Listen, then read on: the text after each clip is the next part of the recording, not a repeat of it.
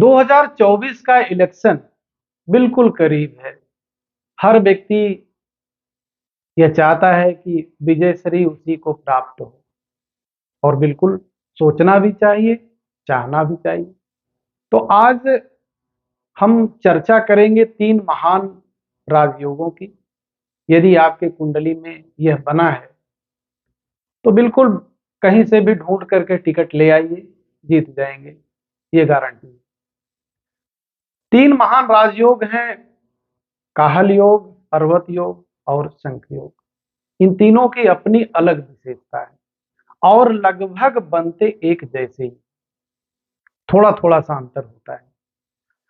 तो इन तीनों राजयोगों की चर्चा करेंगे। और ज्योतिष प्रेमी हैं तो अपनी कुंडली को सामने रख लीजिए। और अगर ज्योतिष प्रेमी नहीं भी हैं, आपने अपनी कोई कुंडली बनवाई है तो उसको सामने रख लीजिए, क्योंकि बहुत ही सरल भाषा में आज यह तीनों योग मैं आपको बताने वाला हूँ। आप समझ भी जाएंगे और पहचान भी जाएंगे, अपने आप को भी जान जाएंगे, या आपके घर में कोई ऐसा बच्चा है, आपकी जानकारी में कोई ऐसा बच्चा है तो उसके विषय में भी जान जाएंगे कि वह जीवन में कितना अधिक सफल होने वाला है।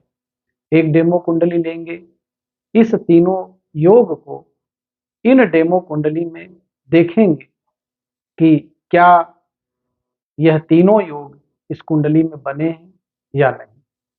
यह कुंडली बहुत ही महान व्यक्ति की कुंडली है, आप सभी लोग जानते हैं, लेकिन नाम अंत में बताऊंगा।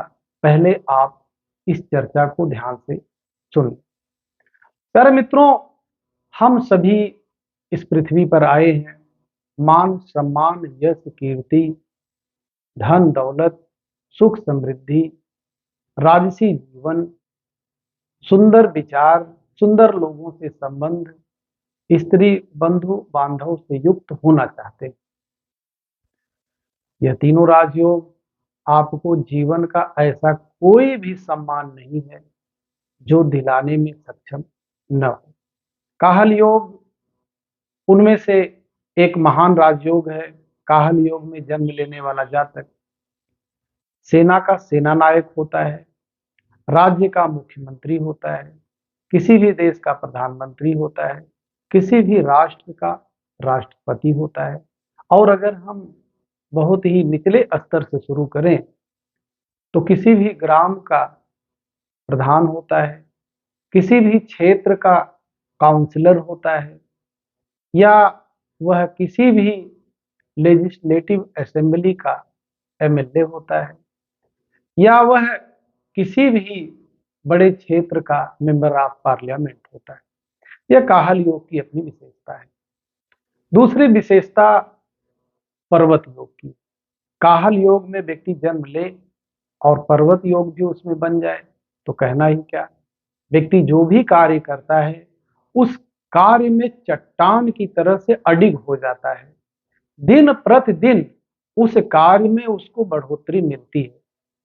वह जिस भी कार्य को ठान लेता है वह कार्य वह सहज ही कर ले जाता है। यह पर्वत योग की विशेषता है।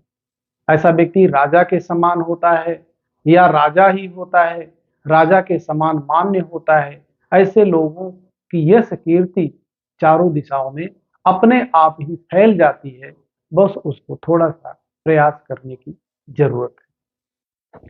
शंख योग की अपनी अलग विशेषता है।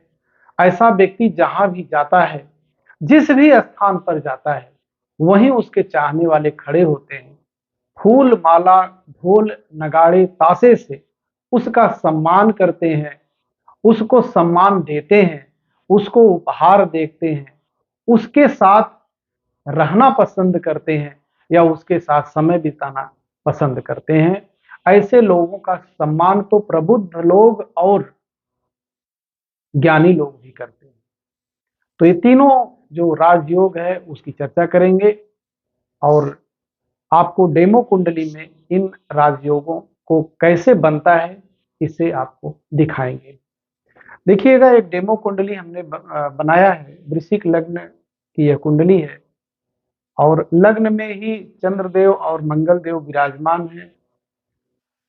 चौथे भाव में बृहस्पति देव विराजमान है, पांचवें भाव में राहु देव विराजमान है, 10वें भाव में शुक्र देव और शनि देव विराजमान है, 11वें भाव लाभ भाव में बुध देव, सूर्य देव और केतु देव विराजमान है। प्यारे मित्रों, वृश्चिक लग्न की कुंडली के स्वामी ग्रह मंगल देव होते हैं। मंगल देव लग्नेश भी होते हैं और इस कुंडली में मंगल देव अपने ही दूसरी राशि वृश्चिक राशि में विराजमान है चंद्रदेव के साथ। चंद्रदेव यहाँ धर्म त्रिकोण के स्वामी है, भाग्य त्रिकोण के स्वामी है और वह मंगल देव के साथ युति करके लग्न में विराजमान है। पहले काहल योग को देख लेते हैं कि काहल योग कैसे बनता है। प्यारे मित्रों, काहल योग बनता है जब लग्नेश जिस राशि में विराजमान हो, उस राशि का राशिपति जिस राशि में विराजमान हो, वह केंद्र और त्रिकोण में स्वराशि या उच्च का होकर के विराजमान होता है तो काहल योग होता है। अब 3 स्टेप हमने बताया। एक तो लग्नेश जिस राशि में विराजमान हो, उस राशि का स्वामीपति जिस राशि में विराजमान हो, वह केंद्र और त्रिकोण में स्वराशि या उच्च का हो तो काहल योग का निर्माण होता है। जैसे यहां देखें, लग्नेश मंगल है, मंगल अपने ही राशि में विराजमान है और वह केंद्र में स्वराशि है, इसलिए काहल योग बन गया। पर्वत योग इससे एक स्टेप कम होता है। लग्नेश जिस राशि में विराजमान हो, उस राशि का राशिपति स्वराशि या उच्च का हो करके केंद्र या त्रिकोण में विराजमान होता है तो पर्वत योग का निर्माण होता है। देखिए, यहाँ लग्नेश मंगल है और मंगल देव स्वराशि है, लग्न में है, इसलिए यहाँ पर पर्वत योग बन गया। अब शंख योग की बात करते हैं। केंद्र और त्रिकोण का स्वामी एक साथ केंद्र में या त्रिकोण में बैठा हो तो शंख योग का निर्माण होता है। अब इस कुंडली में देखते हैं। देखिए, केंद्र हमारे जो भाव है वो पहला, चौथा, 7वां और 10वां है। त्रिकोण भाव हमारा 5वां, 9वां और पहला है। पहले भाव को केंद्र और त्रिकोण दोनों का सम्मान प्राप्त है।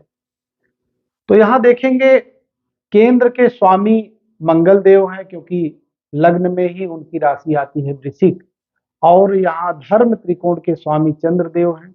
एक साथ युति में पहले ही भाव केंद्र और त्रिकोण जिसे दोनों का सम्मान प्राप्त है उसमें आकर के विराजमान हुए हैं, इसलिए शंख योग का निर्माण हुआ है। यह तीनों योग आपने समझ लिया। अब इस कुंडली को भी आप समझ लें कि यह कुंडली किसकी है।